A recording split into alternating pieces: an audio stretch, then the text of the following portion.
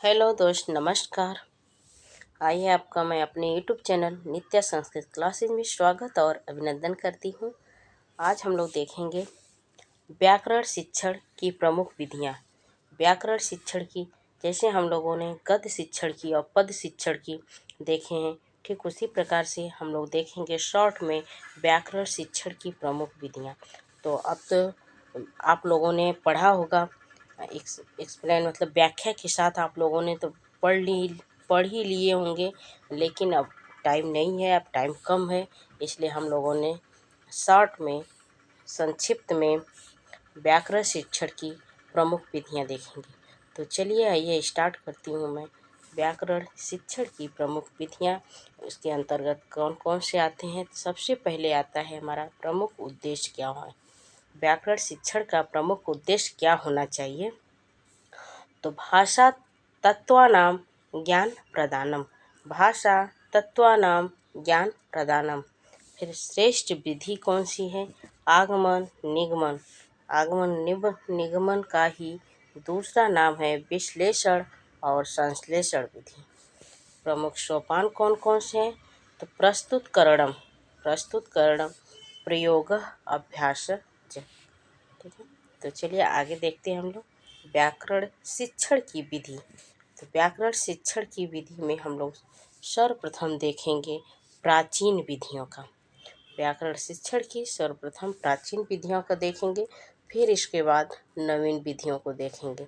तो प्राचीन विधियों के अंतर्गत आता है पारायण विधि। सबसे पहली विधि जो आती है वो है पारायण विधि। फिर आगे है, एक मिनट देखिए, पारायण विधि। तो पारायण विधि के अंतर्गत आता है, पारायण विधि क्या होती है उसको जानते हैं सबसे पहले। तो पारायण में क्या होता है, वाचन करना। संस्कृत में क्या बोलते हैं, वाचन। वाचन मतलब पढ़ना। जो जिसको पढ़ना कहते हैं, जिसको बार बार पढ़ना कहते हैं, उसी को संस्कृत में पारायण बोलते हैं। और पारायण का दूसरा नाम वाचन है। ठीक है, तो ये सबसे प्राचीन विधि है। ये कैसी है, ये प्राचीन विधि है। ये वैदिक मंत्रों का उच्चारण पारायण के द्वारा ही होता था। सबसे पहले जब वैदिक मंत्रों का उच्चारण किया जाता था तो उसका पारायण किया जाता था। ठीक है, इसमें उपाधियाँ दी गई हैं। कौन कौन सी उपाधियाँ हैं। तो सबसे पहले है एकानैक उपाधि। एकानैक उपाधि, जो एक गलती करता था, जो पढ़ने में जो एक गलती करता था उसको एकानैक कहा जाता था। और जो दो गलती करता था उसे द्वैनैक कहा जाता था। और जो त्रैनैक, तीन गलती जो करता था उसको त्रैनैक कहा जाता था। ठीक है, तो प्राचीन विधि के अंतर्गत ही आते हैं सूत्र विधि। दूसरी जो विधि आती है वह है सूत्र विधि। तो सूत्र विधि में क्या किया जाता है कि सूत्र विधि घटे समुद्र पूर्णम, घटे समुद्र पूर्णम अर्थात गागर में सागर भरने का काम करते थे। यही सूत्र के माध्यम से बहुत बड़े से बड़े शब्दों का हम संक्षिप्त कर देते थे। सूत्र जैसे बहुत बड़ा वाक्य है, उसको सूत्रों के माध्यम से जब हम उसको समझाते थे तो छोटों में ही कर लेते थे। तो इसलिए कहा गया है कि घटे समुद्र पूर्णम अर्थात गागर में सागर भरने का काम करता है सूत्र। आगे हैं,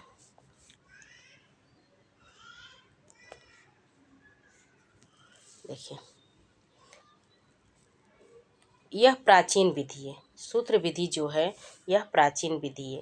कंठस्थीकरण विधि भी इसको कहा जाता है, इसका दूसरा नाम है। और पंडित विधि ही सूत्र विधि को ही कहा जाता है। देखिए, सूत्र विधि का दूसरा, उसको प्राचीन विधि कहते हैं और कंठस्थीकरण विधि भी कहते हैं और पंडित विधि भी सूत्र विधि को ही कहते हैं। ठीक है, प्राचीन विधि, ये जो सूत्र विधि है, ये इसका अगर नियम पूछा जाए कि किस प्रकार से चलती थी, तो सामान्य से विशेष, इसमें नियम लगेगा सामान्य से विशेष, सामान्य से विशेष की तरफ चलती थी। और इसमें सूत्र कौन कौन से होते थे, तो इसमें 6 सूत्र होते थे। पहला है संज्ञा, दूसरा परिभाषा, तीसरा नियम, चौथा विधि और पांचवा अतिदेश, छठवां अधिकार। कौन कौन से? पहले पे आता है संज्ञा, दूसरे पे परिभाषा, तीसरे पे नियम, चौथे पे विधि और पांचवें पे अतिदेश और छठवें पे अधिकार। जैसे सूत्र विधि के अंतर्गत आते थे। और तीसरा आता है व्याख्या विधि। ये भी प्राचीन विधि ही है। देखिए, प्राचीन विधि है। सूत्रों की व्याख्या करते हुए अर्थ स्पष्ट करना।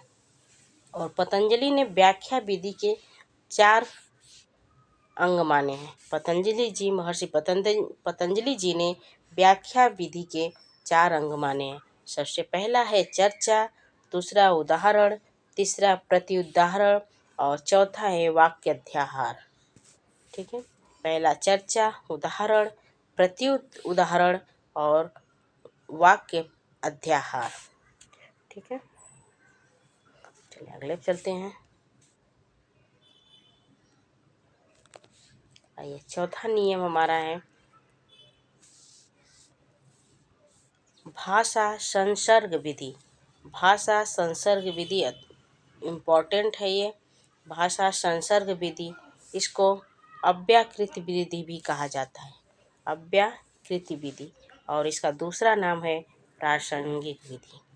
ये व्याकरण के नियम सिद्धांत बिना रचना द्वारा व्याकरण का ज्ञान कराना ये भाषा संसर्ग विधि के अंतर्गत आता है और यह मातृभाषा में होता है। ठीक है, नेक्स्ट है अब अन्वय व्यतिरेक विधि। 5वीं जो विधि आती है, ये सब प्राचीन विधियां ही चल रही हैं। भाषा संसर्ग भी प्राचीन विधि है और अन्वय व्यतिरेक विधि भी प्राचीन विधि है। प्रश्न पूछा जा सकता है कि प्राचीन विधि के अंतर्गत कौन कौन सी विधियां आती हैं। भाषा, तो आप समझ रहेगा भाषा संसर्ग की, अन्वय व्यतिरेक की, विश्लेषण संश्लेषण की। तो इस प्रकार से आपको बताना पड़ेगा कि उसमें कौन सी विधि नवीन है और कौन सी विधि प्राचीन है। तो अभी हम लोग प्राचीन विधि को देख रहे हैं, इसके बाद हम लोग नवीन विधि को देखेंगे। फिर आप प्रश्न का उत्तर देने में आप समर्थ हो जाएंगे। ठीक है, तो सबसे पहले पढ़ लीजिए, इसके बाद प्रश्न कैसे पूछा जाता है उसको मैं बता दूंगी। तो सबसे पहले है अन्वय प्रकृति धातु। अन्वय में होता है प्रकृति, और प्रकृति क्या है? एक प्रकार धातु है। अब व्यतिरेक प्रत्यय। ठीक है, तो प्रकृति प्रत्यय के माध्यम से व्याकरण ज्ञान कराया जाता है। इस विधि में जो प्रकृति प्रत्यय के माध्यम से व्याकरण का ज्ञान कराया जाता है। चलिए अगली विधि देखते हैं।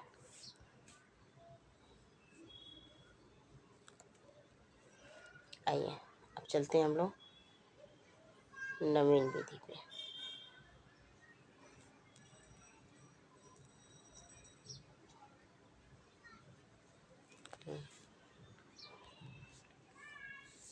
अजय देखते हैं नवीन विधि।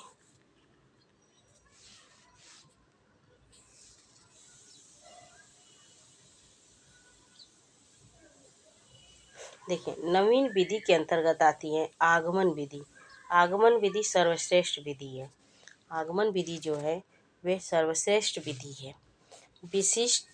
विशिष्टतम सामान्यम प्रति विश्लेषण विधि, अर्थात उदाहरण से नियम। सबसे पहले इसमें नियम उदाहरण देते हैं, उदाहरण बताने के बाद फिर उसके नियम बताते हैं। या अध्यापक उदाहरण बताते हैं, फिर छात्र उदाहरणों की सहायता से नियम निर्धारण करते हैं। यह कौन सी विधि है? ये आगमन विधि है। और आगमन विधि का ही दूसरा नाम है विश्लेषण विधि। ठीक है, इसमें सोपान है उदाहरण, निरीक्षण, नियम, निरूपण, फिर परीक्षण। इसमें सोपान आते हैं। सबसे पहले आता है उदाहरण, फिर उसको उदाहरण को देखा जाता है, निरीक्षण किया जाता है, फिर आते हैं नियम, फिर आता है परीक्षण। और निगमन विधि के अंतर्गत आगमन विधि के विपरीत होता है। जैसे आगमन विधि में सबसे पहले उदाहरण दिया जाता है, फिर नियम बताया जाता है। ठीक उसी प्रकार से निगमन विधि जो है इसमें सबसे पहले ये आगमन के विपरीत होता है। इसमें सामान्यतः विशेषण प्रति अर्थात नियम नियमात उदाहरण प्रति अर्थात इसको सबसे पहले इसमें नियम बताया जाता है, नियम के बाद इसमें उदाहरण दिया जाता है। ठीक है, देखिए निगमन में देखिए निगमन आगमन विधि के विपरीत है सामान्य विशेषण प्रति नियमात उदाहरण प्रति अर्थात इसको संश्लेषण विधि भी कहते हैं। तो इसमें सबसे पहले नियम दिया रहता है, फिर उदाहरण देते हैं। ठीक है, और विश्लेषण संश्लेषण विधि, अगर आगमन और निगमन जब एक साथ आता है तो उसको हम विश्लेषण और संश्लेषण विधि भी कर सकते हैं। ठीक है, व्याकरण शिक्षण की सर्वश्रेष्ठ विधि है। यह आगमन और निगमन विश्लेषण संश्लेषण जो विधि है यह व्याकरण शिक्षण की सर्वश्रेष्ठ विधि है। इसमें सर्वप्रथम उदाहरण और नियम आगमन, नियम और उदाहरण निगमन। ठीक है, सबसे पहले अगर उदाहरण आता है तो नियम उदाहरण के बाद अगर आता है नियम तो आगमन, उदाहरण और फिर नियम के बाद आता है, नियम के बाद उदाहरण आता है तो निगमन। इस प्रकार से रखिए, जिसमें नी से स्टार्ट हो रहा है वह निगमन होगा, उदाहरण होता है, उस जो स्टार्ट होता है वह आगमन होगा। इस ट्रिक से भी आप याद रख सकते हैं।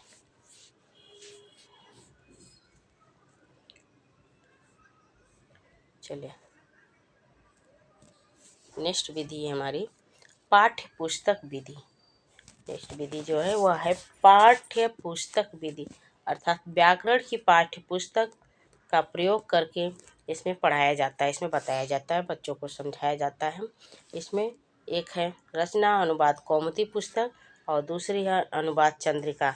इस आदि पुस्तकों का सहारा लेकर बच्चों को बताया जाता है, उनसे अनुवाद कराया जाता है। ठीक है, चलिए नेक्स्ट है समवाय विधि। यह विधि सहयोग विधि भी है, इसे हम सहयोग विधि कहते हैं। यह गद्य पद आदि के शिक्षण के साथ संधि समास प्रत्यय उपसर्ग आदि ज्ञान कराना है। समवाय विधि जो है वह उसको हम सहयोग विधि भी कहते हैं। ठीक है, सहयोग विधि कहते हैं। इसमें गद्य पद आदि के शिक्षण के साथ संधि समास प्रत्यय उपसर्ग आदि का ज्ञान कराया जाता है। ठीक है, चलिए अगला आता है हमारा अनौपचारिक विधि। तो अनौपचारिक विधि को हम लोग देख लेते हैं। देखिए अनौपचारिक विधि लास्ट है। अनौपचारिक विधि व्याकरण शिक्षण की लास्ट विधि अनौपचारिक विधि। बिना नियम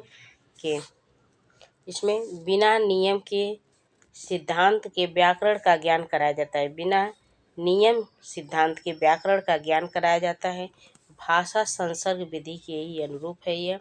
यह प्राथमिक स्तर के लिए सर्वाधिक महत्वपूर्ण विधि है। यह मोस्ट इम्पॉर्टेंट प्रश्न है कि प्राथमिक स्तर के लिए ये सर्वाधिक उपयुक्त जो विधि मानी गई है वह है अनौपचारिक विधि। ठीक है, फिर प्रश्न आपसे पूछा जाएगा कि व्याकरण शिक्षण के अंतर्गत कौन सी प्राचीन विधि के अंतर्गत नहीं आता। व्याकरण शिक्षण प्राचीन विधि के अंतर्गत कौन सी विधि नहीं आती है। ठीक है, कौन सी विधि नहीं आती है, तो इसमें ऑप्शन में रहेगा कि पारायण विधि, सूत्र विधि और व्याख्यान विधि और औपचारिक विधि। तो कौन सी विधि नहीं आएगी? औपचारिक विधि। ठीक है, और ठीक उसी प्रकार से नवीन में पूछा जा सकता है कि नवीनतम में कौन सी विधि नहीं आती है। तो आगमन विधि, निगमन विधि, विश्लेषण विधि, संश्लेषण विधि और लास्ट में दे देगा भाषा संसर्ग विधि। तो आप बताएंगे कि भाषा संसर्ग विधि जो है वह प्राचीन विधि है। ठीक इसी प्रकार से प्रश्न पूछे जाएंगे, ऐसे ही प्रश्न बनते हैं। तो आप प्राचीन और नवीन दोनों विधियों का अध्ययन कर चुके दोस्तों। तो आपको ये क्लास कैसी लगी कमेंट बॉक्स में ज़रूर मेंशन करें, और अगर अच्छी लगे तो एक लाइक ज़रूर करिए, और प्लीज़ कमेंट करके ज़रूर बताइए